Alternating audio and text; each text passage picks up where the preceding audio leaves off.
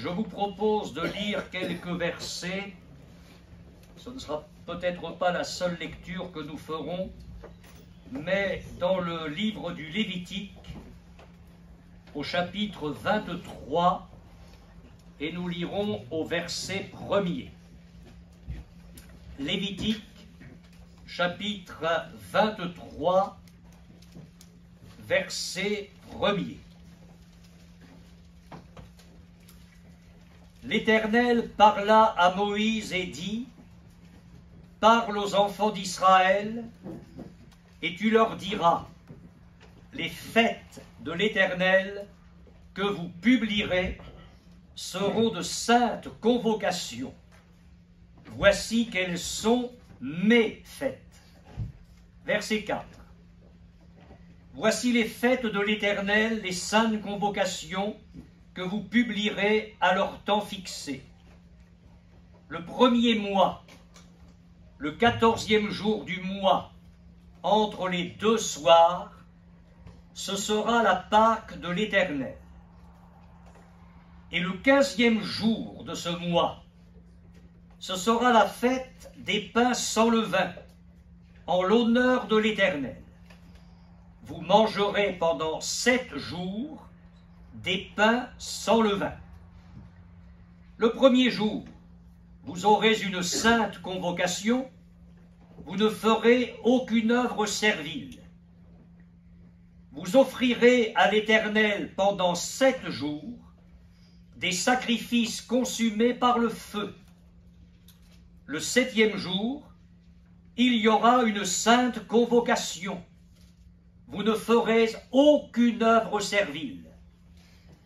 L'Éternel parla à Moïse et dit, « Parle aux enfants d'Israël, et tu leur diras, quand vous serez entrés dans le pays que je vous donne, et que vous y ferez la moisson, vous apporterez au sacrificateur une gerbe, prémisse de votre moisson. » Notez bien cela.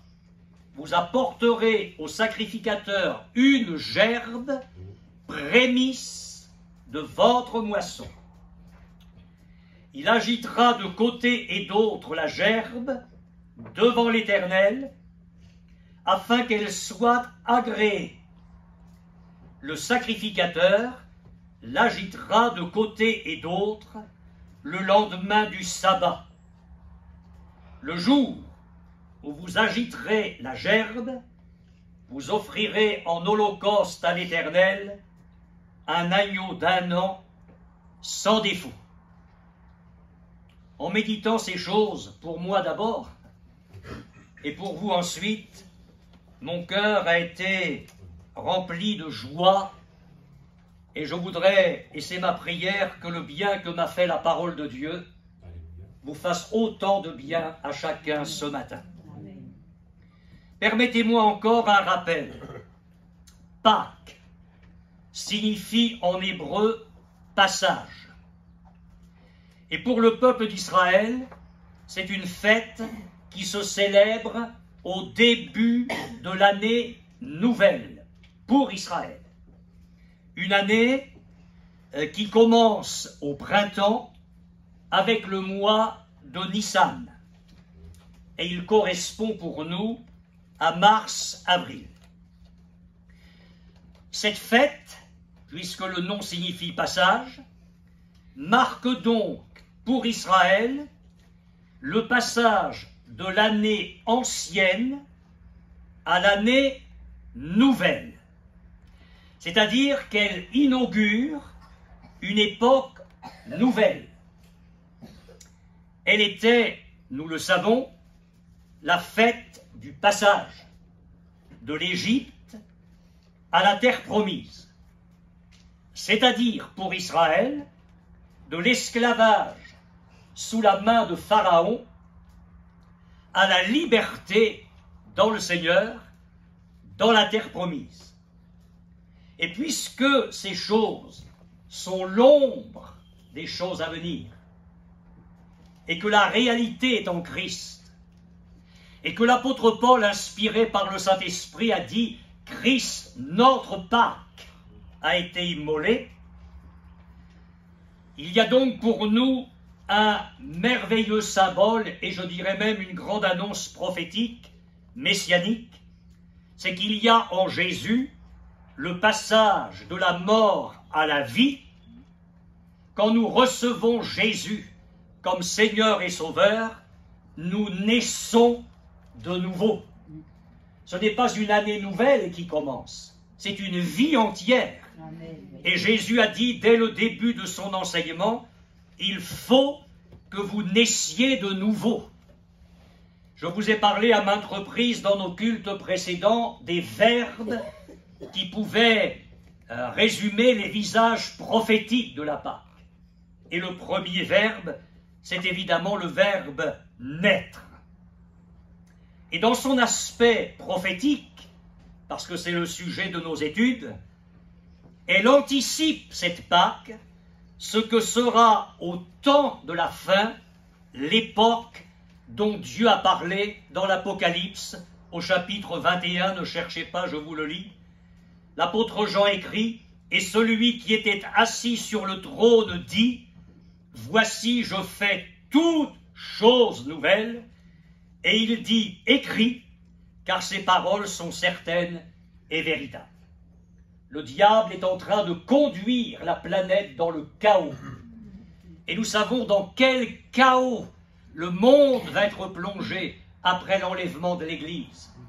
Mais il y aura la deuxième phase du retour de Jésus. Il posera ses pieds sur la montagne des Oliviers et il va établir un règne de paix pour le monde. Dieu fera à la fin des temps toutes choses nouvelles. Mais ce n'est pas mon propos de vous parler là-dessus ce matin. Notons seulement que la Pâque est une annonce prophétique de tout cela. La fête des pains sans levain, on en a parlé abondamment, elle commence le lendemain de la Pâque. Vous l'avez lu avec moi? Le lendemain de la Pâque, Dieu instaure la fête des pains sans levain qui dure 7 jours. Et cette fête commémore la sortie d'Égypte. Elle la commémore comme une marche vers la sainteté, vers la pureté, avec le rappel constant qu'il y a eu l'esclavage et que Dieu a tiré son peuple de l'esclavage. Il y a donc les pains sans levain qui évoquent la sainteté et la pureté. Nous l'avons entendu dans le message prophétique de ce matin. Et les herbes amères, vous vous en souvenez, sont pour nous un rappel de d'où le Seigneur nous a tirés. Alors je ne vais pas revenir sur tout ce qui a été dit à ce sujet dans notre précédent message. Mais je voudrais ajouter aujourd'hui quelques pensées complémentaires. Ce que je vous ai fait lire ce matin dans le Lévitique fait suite aux prescriptions sur la Pâque et à la fête des pains sans levain. Vous l'avez lu avec moi, le lendemain du sabbat qui suivait la Pâque, on devait donc offrir dans le temple la première gerbe d'orge qui avait été moissonnée. On apportait donc le premier jour des pains sans levain une gerbe, on la donnait au sacrificateur, et le sacrificateur la déposait devant l'autel de Dieu.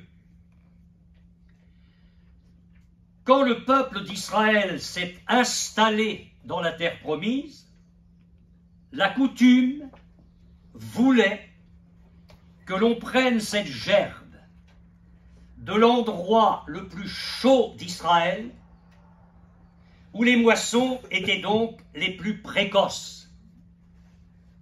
Et cette région la plus chaude en Israël, c'est la région de Capernaum. Et c'est depuis cette région que des coureurs à pied se relayaient durant toute la nuit pour transporter cette gerbe à Jérusalem, depuis la région de Capernaum jusqu'à Jérusalem, où elle devait arriver avant le lever du soleil, de telle sorte que lorsque le soleil se lèverait et qu'on ouvrirait les portes du temple, le souverain sacrificateur puisse apporter cette gerbe devant l'autel du Seigneur. Or, notons ce point très intéressant.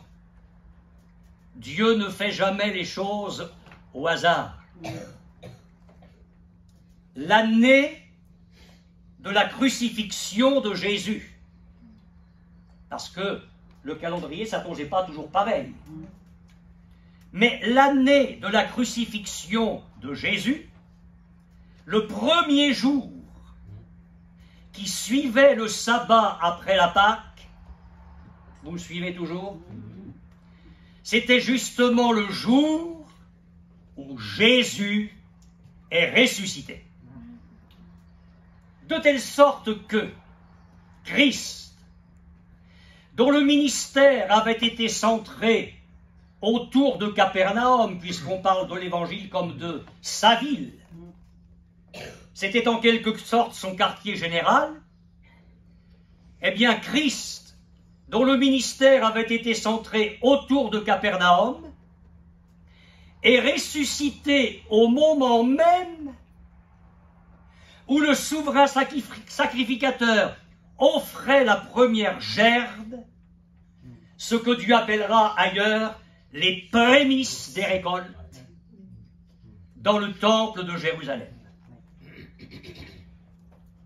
Il y a un verset qui me bouleverse dans l'épître aux Éphésiens.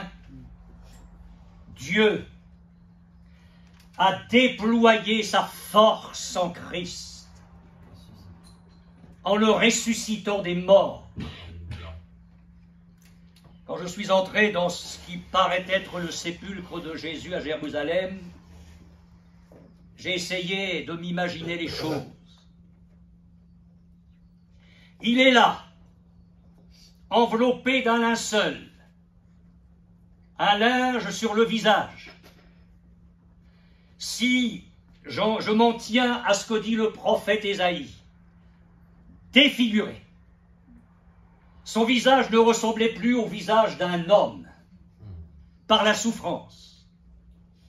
Des gifles, des coups de poing, des crachats. On l'a frappé avec un roseau, une couronne d'épines sur la tête. Les chairs du dos à vif, des clous dans les mains et dans les pieds. Un corps meurtri.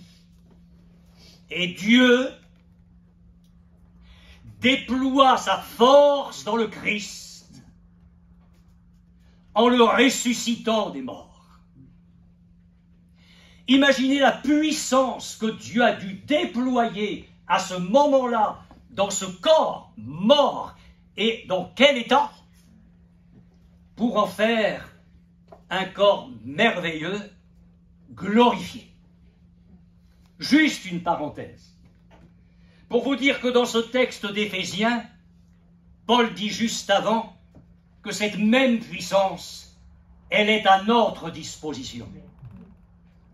Mon frère, ma sœur, je te le dis avec force ce matin, il faut que nous secouions notre poussière de doute.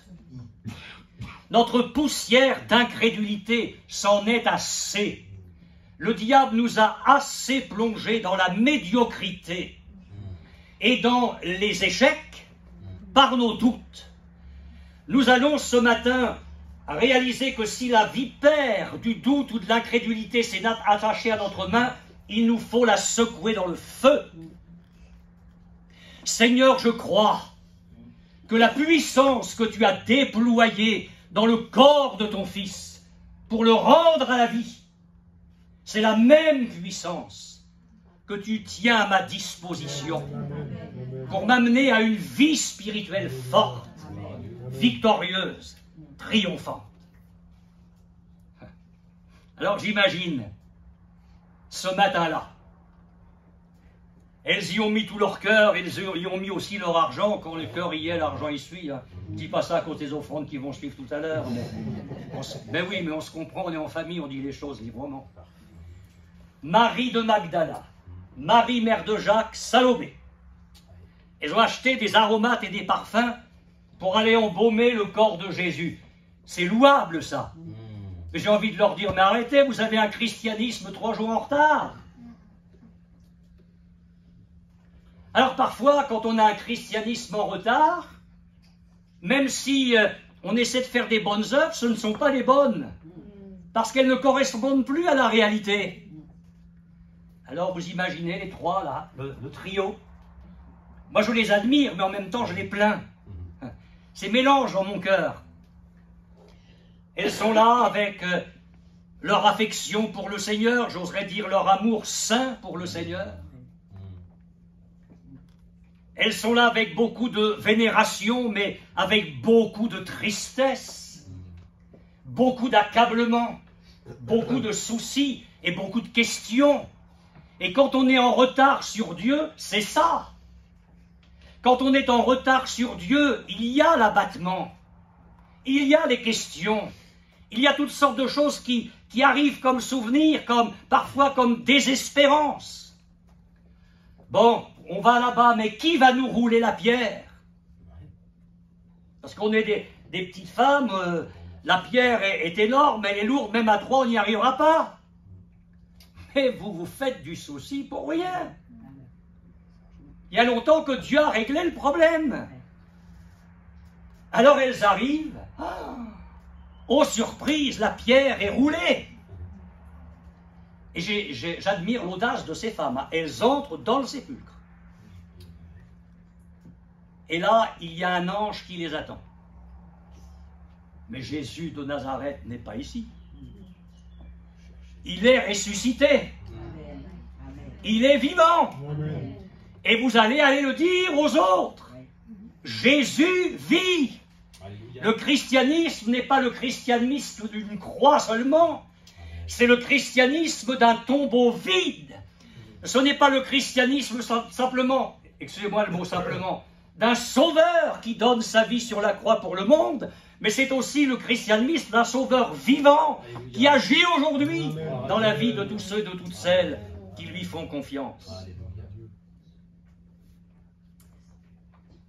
J'admire l'esprit prophétique de l'Ancien Testament.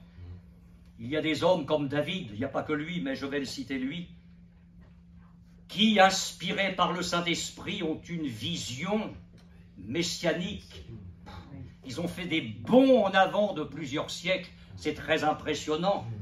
Et vous avez par exemple, ne le cherchez pas, mais dans le psaume 16, les paroles du Messie. Dire que ce n'est pas David qui parle, c'est l'Esprit qui parle en lui, et ce sont les paroles que le Messie dira plus tard. Et ces paroles-là, l'apôtre Pierre va les citer dans son discours le jour de la Pentecôte. Écoutez bien les paroles du Messie, donc les paroles de Jésus, en rapport avec la résurrection, la sienne. Mon cœur est dans la joie. Ce n'est pas l'état d'esprit des femmes qui vont au sépulcre. Ma langue est dans l'allégresse. Et même ma chair reposera avec espérance. Je ne sais pas si votre corps arrive toujours à reposer avec espérance. Je vous prêche et je me prêche parce que moi j'ai mes problèmes aussi. J'ai besoin de faire des progrès, figurez-vous. Je ne suis pas le pasteur au top qui est en train de vous écraser par sa supériorité. Moi je suis comme vous ce matin derrière la parole de Dieu. Je me sers autant ce matin que je vous sers le plat de Dieu. Avouons-le, pour plein de raisons. Notre chair ne repose pas toujours avec espérance. Mais le psalmiste pouvait le dire, « Car tu n'abandonneras pas mon âme dans le séjour des morts, et tu ne permettras pas que ton sein voie la corruption. Tu m'as fait connaître les sentiers de la vie. » Alléluia. Amen. Le soleil n'est pas encore levé sur Jérusalem, mais le Dieu vivant et vrai va proposer au monde sa gerbe, qui est le Christ. Ça a commencé à Capernaum, Oh oui, certainement, au départ, la région la plus chaude, à cause de tout ce que Jésus a fait d'extraordinaire là-bas. Et puis ça a déferlé sur la Judée et sur Jérusalem. Ils l'ont mis sur une croix, mais Dieu l'a ressuscité. Et ce jour-là, le jour qui suivait le sabbat de la Pâque, Dieu présente au monde sa gerbe, le Christ vivant. C'est la première gerbe d'une immense moisson à venir. Et je vais m'expliquer. Revenons quelques secondes à la fête des pains sans levain. Les pains sans levain évoquent la promesse de bénéficier d'une nouvelle année de récolte. Pourquoi? Parce que le lendemain de Pâques, vous me suivez toujours? Oh là! Écoutez, il y a Pâques, il y a la fête des pains sans levain 7 jours. Le premier jour des pains sans levain, on amène la gerbe, d'accord? Bien. Alors, on commence le lendemain de la Pâque aussi à compter une période de 50 jours, 7 semaines, au cours desquelles s'effectue ce que le Seigneur va appeler la fête de la moisson ou la fête des semaines, la moisson des orges et des blés, qui va donc se terminer, cette moisson, le 50e jour qui suit Pâques. On va lire, si vous le voulez, dans Lévitique 23, versets 15 et 16. Lévitique 23, versets 15 et 16. Depuis le lendemain du sabbat, donc on est au premier jour de la fête des pains sans levain, depuis le lendemain du sabbat, du jour où vous apporterez la gerbe pour être agitée de côté et d'autre, vous compterez 7 semaines entières, vous compterez 50 jours jusqu'au lendemain du 7e sabbat, et vous ferez à l'Éternel une offrande nouvelle. Si ça ne vous dérange pas, on va lire dans Deutéronome chapitre 16, et si ça dérange, pardon, qu'est-ce que je suis heureux de vous déranger. Deutéronome chapitre 16, verset 9. C'est un texte parallèle. Deutéronome chapitre 16, verset 9. Tu compteras 7 semaines. Dès que la faucille sera mise dans les blés, dès que la faucille sera mise dans les blés, donc avec le premier jour des pains sans levain, on commence les moissons. Dès que la faucille sera mise dans les blés, tu commenceras à compter 7 semaines. Puis, tu célébreras la fête des semaines et tu feras des offrandes volontaires selon les bénédictions que l'Éternel ton Dieu t'aura accordées. Tu te réjouiras devant l'Éternel ton Dieu. Alors je reviens à la gerbe de Dieu. Christ ressuscité. Et vous marquerez qu'il est ressuscité avant que le soleil ne se lève. C'est impressionnant la correspondance des choses. Je suis émerveillé. Mais ça veut dire quoi alors? Et j'en arrive au cœur de mon message. Ça veut dire que Jésus, ton Jésus, mon Jésus, est les prémices des récoltes. Ça veut dire que quand je regarde à lui, quand je l'admire, quand je le contemple, quand je l'adore, quand je lui fais confiance, quand je place en lui ma foi, quand je construis ma vie, que j'ai 16 ans ou 90 ans, quand je construis ma vie sur lui, il y a une promesse de récolte. Parce que Jésus est la première gerbe. Il est les prémices de la moisson. Et c'est pourquoi j'en viens au 4e verbe, illustrant les visages prophétiques de la Pâque juive. Je pense que vous en aurez assez mangé. C'est le dernier verbe pour aujourd'hui, on en aura terminé. On a parlé de naître, on a parlé de manger, vous vous en souvenez? On a parlé de marcher, et maintenant j'aimerais vous dire que le dernier verbe, c'est le verbe espérer. C'est à un pasteur, comme on le dirait aujourd'hui, que l'apôtre Paul s'est permis d'écrire dans les premières lignes de sa première lettre à ce pasteur, Jésus-Christ, notre espérance. Mon frère, ma sœur, Jésus-Christ est ton espérance. Quand le peuple d'Israël s'est mis en marche, la même nuit où il avait célébré la Pâque, lorsqu'il a quitté l'Égypte, il s'est mis en marche vers une glorieuse espérance, c'était la terre promise. Et la terre promise n'est pas l'image du ciel. Canaan n'est pas l'image du ciel. Canaan, c'est l'image de notre héritage dans le Christ. Le jour où nous nous sommes convertis, vraiment, nous nous sommes mis en marche vers notre terre promise, qui est le Christ, notre vie en lui, lui vivant en nous, et nous communiquant sa nature, ses sentiments, ses pensées. Alors le temps me manquera de vous faire lire certains textes, je le regrette, mais il n'y a que 60 minutes dans une heure. Christ est la première gerbe de la moisson des ressuscités.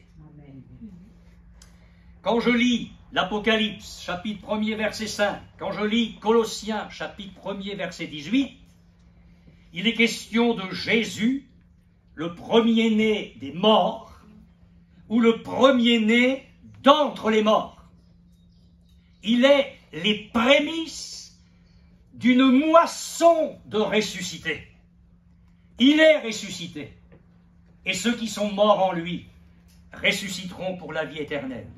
Alors oui, présentement nous marchons les reins sains, les souliers aux pieds, le bâton à la main, mais nous marchons avec une glorieuse espérance dans le cœur, notre résurrection en Christ lors de son avènement. Nous marchons avec l'espérance du triomphe complet de Jésus sur tous ses ennemis. Nous marchons avec l'espérance de la félicité éternelle. Nous espérons en lui pour la vie éternelle. Nous ne voulons pas, écrit Paul aux Thessaloniciens, que vous soyez dans l'ignorance au sujet de ceux qui sont décédés. Car si nous croyons que Jésus est mort et qu'il est ressuscité, croyons aussi que Dieu ramènera par Jésus avec lui ceux qui sont morts. Vous avez bien entendu? Ne vous affligez pas comme les autres qui n'ont pas d'espérance. Mais la gerbe des prémices est notre espérance. Il y a une moisson. Quand le Seigneur Jésus va revenir, il va y avoir un drôle de bazar dans les cimetières. Enfin, je ne sais même pas. Je pense que les corps glorifiés vont sortir comme ça. Mais imaginez quand même ça. Imaginez quand même ça. Parce que si on est vivant quand Jésus va revenir, et moi je le souhaite, parce que la mort, ça m'emballe pas plus que ça. Moi je ne sais pas vous, mais c'est quand même le dernier ennemi, la mort. Il y a des chrétiens qui disent « Oh, j'ai pas peur de la mort, attendez d'y venir ». Dans ce moment-là, il faut toute la grâce de Dieu. Il ne faut pas fanfaronner. Il faut toute la grâce de Dieu. Je sais que ce n'est pas dans ce sens-là que le psaume 23 le dit. Permettez-moi de le tordre un peu ce matin. Je le fais en public, c'est pas caché. Mais le psalmiste dit « Quand je traverse la vallée de l'ombre de la mort, je ne crains aucun mal, car tu es avec moi. » Mais j'imagine. Alors si on est vivant, alléluia, Jésus va revenir sur les nuées du ciel. Tous les morts dans la foi vont ressusciter. Et ils vont partir à la rencontre du Seigneur avec nous dans les airs. 1 Thessaloniciens 4. Et nous serons toujours avec le Seigneur. Il n'y en aura pas un, ni deux, ni trois. Mais quelle moisson! Imaginez ça. Je ne sais pas à quel niveau ça va se faire dans l'univers. Cette rencontre entre Christ et son épouse quand il va nous enlever. Mais quelle moisson! Il aura été la première gerbe, mais la première gerbe d'une moisson de ressuscité. L'apôtre Paul le dit dans sa première épître aux Corinthiens, chapitre 15. Je n'ai pas le temps de vous faire lire ce magnifique passage. mais il nous montre que Christ ressuscite comme prémisse. C'est écrit. Comme prémisse, il est la première gerbe. Et puis ce matin de Pâques, alors que Jésus est vivant, et qu'ils sont là, eux, dans l'abattement parce qu'ils n'y sont pas à l'heure de Dieu, Jésus est la première gerbe de la moisson des rachetés. Il avait dit, en parlant de lui, si le grain de blé qui est tombé en terre ne meurt, il reste seul. Mais s'il meurt, il porte beaucoup de fruits. Si un grain de blé tombe en terre et meurt, il va porter du fruit. Et un grain de blé ne va pas donner des pommes. Un grain de blé ne va pas donner des framboises. Un grain de blé va donner du blé. Et on imagine ce qu'il y avait comme vision dans les paroles de Jésus lorsqu'il a prononcé cela. Ailleurs, il a dit, il en viendra de l'Orient, de l'Occident, du Nord, du Midi. Ne dites-vous pas qu'il y a encore 4 mois jusqu'à la moisson, mais je vous dis, les champs blanchissent déjà pour la moisson. Il a plu à l'Éternel de le briser par la souffrance. Et puis, la parole de Dieu nous parle de Jésus comme de celui qui, parce qu'il a livré lui-même son âme à la mort, verra une postérité. Et il prolongera ses jours. Et le prophète Ésaïe dit, et l'œuvre de l'Éternel prospérera entre ses mains. L'apôtre Paul écrit dans son épître aux Romains que Jésus est le premier-né entre plusieurs frères. Il est le premier-né de la race nouvelle des élus, des rachetés. Écoutez, je voudrais vous citer ce texte de l'Épître aux Hébreux. Il convenait en effet que celui par qui et pour qui sont toutes choses, c'est Dieu, élève par les souffrances le prince de leur salut, Jésus. Et il est dit alors, afin que Jésus soit le premier-né entre plusieurs frères. Et c'est pourquoi l'auteur de l'Épître aux Hébreux ajoute, à propos de Jésus, c'est pourquoi il n'a pas honte de les appeler frères. Mais écoutez, moi j'ai un petit peu de complexe et beaucoup de complexe. Que Jésus m'appelle son frère.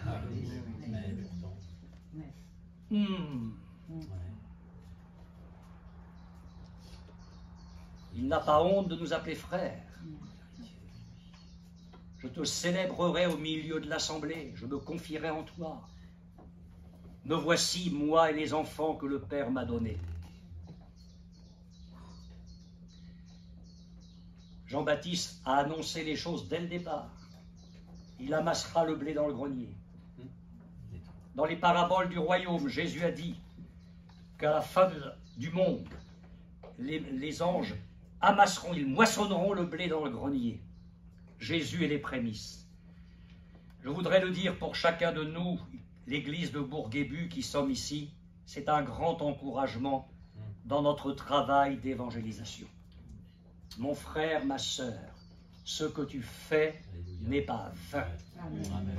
Et je vous demande pour les heures, les jours, les semaines, les mois qui viennent, que nous nous engagions plus que jamais dans le travail en disant Jésus est la première gerbe. Il est les prémices et en lui, il y a une vive espérance dans notre mission de témoin de Christ.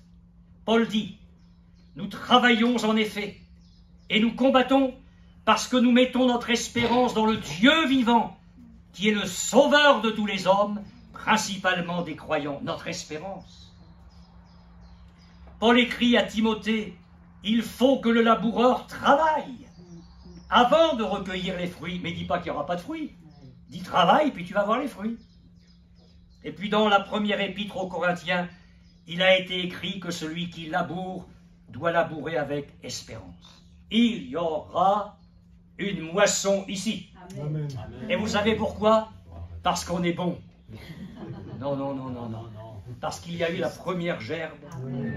Et que la première gerbe que Dieu a agitée, le dimanche de Pâques, ce sont les prémices de la moisson. Et puis, il y a une dernière pensée, la première gerbe, mais notez bien que je le dis dans le cadre de la nouvelle alliance, la première gerbe a été d'être celle qui est entrée dans la félicité éternelle.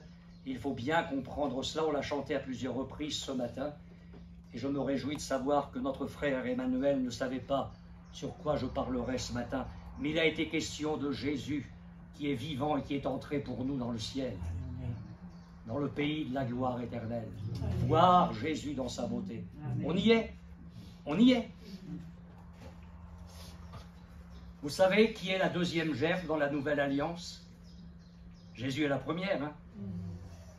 Allez, est-ce que vous avez une idée de la deuxième? Ben, le brigand sur la croix. À qui Jésus dit, je te le dis en vérité, aujourd'hui tu seras avec moi dans le paradis. Alors écoutez, si la deuxième gerbe c'est un gars comme ça, alors il y a de l'espérance pour notre travail d'évangélisation. Il va aller les chercher très bas et il va en faire des saints et des saintes, des fils et des filles de Dieu. L'auteur de l'Épître aux Hébreux dit, nous dont le seul refuge a été de saisir l'espérance qui nous était proposée. Cette espérance, nous la possédons comme une encre de l'âme, sûre et solide. Elle pénètre au-delà du voile, écoutez bien, là où Jésus est entré pour nous comme précurseur, prémisse, première gerbe, à être entré après la croix dans le lieu très saint au ciel, devant la face de son Père, ayant été fait souverain sacrificateur pour toujours. Présentement, par la foi, non pas par mes mérites, mais je peux venir dans le lieu très saint à cause de la première gerbe qui est entrée pour moi. Jésus est la première gerbe de la félicité éternelle. Il y est entré comme précurseur. Et puis, notre espérance finale, oui, un jour nous y serons, avec un corps glorifié. Et là, quel chant! Il y en aura des gerbes, hein? Une foule que personne ne pourra compter. Je vais conclure, parce que nous, en quelques 4 dimanches, nous n'avons fait qu'effleurer le glorieux sujet. Hein. Je vous le dis. Mais comment ne pas voir qu'à la personne de Christ, en tant que prémisse, se rattache constamment la pensée de notre espérance. On fait un petit survol pour finir. Nous sommes nés de nouveau. Nous avons cru en Jésus comme en notre Sauveur. Son sang nous a purifiés de tout péché. Nous sommes passés de la mort à la vie, de la puissance de Satan à Dieu. Maintenant, nous mangeons l'agneau rôti, avec les pains sans levain, de la pureté, de la vérité, avec les herbes amères. Nous nous souvenons d'où le Seigneur nous a tirés. Et puis, en mangeant l'agneau, nous marchons. Nous avons les reins sains, les souliers aux pieds, le bâton à la main. Nous marchons avec persévérance dans le chemin de Dieu. Et nous marchons avec la force que nous donne l'espérance vivante qui est en Christ. Naître, manger, marcher, espérer. Et puis alors, j'ai fait une découverte. Cette semaine, j'avais jamais remarqué ça. C'est incroyable l'unité de la parole de Dieu. J'ai trouvé ça chez Pierre, vous pourrez certainement le trouver ailleurs. Écoutez bien. Première épître de Pierre, chapitre 1er, verset 18. Vous avez été rachetés de la vaine manière de vivre que vous avez hérité de vos pères, par le sang précieux de Christ, comme d'un agneau sans défaut et sans tache. Ça, c'est naître. C'est la Pâque dans les maisons sous le sang. Dans la même épître de Pierre, quelques versets plus loin, désirez comme des enfants nouveau-nés le lait spirituel et pur, afin que par lui vous croissiez pour le salut, si vous avez goûté que le Seigneur est bon. Le lait spirituel et pur, c'est la parole de Dieu, qui va nous révéler Christ. En me nourrissant de ce lait, je vais du coup me nourrir de l'agneau. C'est manger. Et puis dans Dans les mêmes versets, tout se tient. C'est pourquoi saignez les reins de votre entendement. Tiens donc. C'est bizarre tout ça. Saignez les reins de votre entendement. Soyez sobres. Donc il est question de marcher. On ne se sent pas pour aller au lit. La parole de Dieu nous montre que quand des hommes se saignaient, c'est pour aller de l'avant. Donc on a là marché. Et il dit, et ayez une entière espérance dans la grâce qui vous sera apportée lorsque Jésus-Christ apparaîtra. Mais Pierre aurait été en Égypte cette nuit-là, il n'aurait pas mieux écrit sa première lettre. Hein. Tout y est, naître, manger, marcher, espérer. Je ne sais pas quels sont vos problèmes ce matin. On va ramener les choses à ce matin. Mais j'aimerais vous dire ceci parce que je l'ai à cœur. Et j'ose croire qu'il y a quelque chose de prophétique dans ce que je vais vous dire. Certains au milieu de nous, jeunes et moins jeunes, nous souffrons dans nos corps. J'aimerais vous dire que Jésus est les prémices d'une vie de résurrection. Et ce n'est pas seulement quand nous sortirons de la tombe, c'est maintenant dans ton corps. Alléluia. Amen. Vous me direz, frère, ça fait tellement longtemps que je souffre. Et alors, où est le problème? Dieu a sorti son peuple d'Égypte après 430 ans d'esclavage. Dieu agite devant toi ce matin sa gerbe, prémisse de la santé dans ton corps. Vous allez dire, mais c'est incurable. Et alors, où est le problème pour le Seigneur? Oui, mais je ne suis pas chrétien. Ben justement, Dieu va te montrer qu'il t'aime et que tu ferais bien de venir à lui. Alléluia. Gloire à Dieu. Oui, mes frères, c'est allergique. Je vais bien, puis quand l'allergie arrive, se déclenche, je ne vois pas où est le problème. La vie dans la gerbe. Christ, les prémices de ta santé, peut agir dans ton corps ce matin. Est-ce que tu veux le croire? Mais moi, je vais bien. Oui, enfin, tu vas bien dans ton corps. Et si on parlait de ton âme, où est-ce que tu en es exactement? Christ est les prémices d'une vie nouvelle en toi, d'une vie selon le cœur de Dieu. J'aimerais tellement que nous ne partions pas d'ici ce matin en ayant manqué le rendez-vous avec le Seigneur. Je crois que là, maintenant, il y a un temps de Dieu pour notre Église. Pour certains, en tout cas, au milieu de nous. Et il faut saisir ce moment-là. Il faut saisir ce moment-là. Tu as des doutes? Regarde et avance ton doigt. Regarde mon côté et mets la main dans mon côté. Il a été la gerbe. Il est la gerbe pour l'éternité. Et moi je vous dis ce matin, mettons-nous du côté de Dieu. Ne combattons pas l'œuvre de Dieu. Ne combattons jamais l'œuvre de Dieu, parce qu'il va nous pousser de côté et fortement. Il faut que nous disions, Seigneur, mais je te bénis pour cette gerbe. Mais quand est-ce qu'il va se taire, mon pasteur, que l'on puisse prier? Je veux toucher la gerbe ce matin. Alors j'en ai terminé. On va prier le Seigneur, et on va avoir un temps, on va prendre quelques instants pour permettre à Jésus de nous toucher en fonction de notre besoin. Ne regarde plus à ce qui est dans ton corps, à la gravité du mal, à tout ce qu'on a pu dire. Mais viens dire à Jésus, je crois, Jésus, que tu es la gerbe des prémices. Tu es la gerbe des prémices, Seigneur. Et je veux saisir en toi toute la récolte dont j'ai besoin pour mon corps ce matin, pour mon âme. Fais-moi grâce. Alléluia. Jésus soit glorifié. Voyez-vous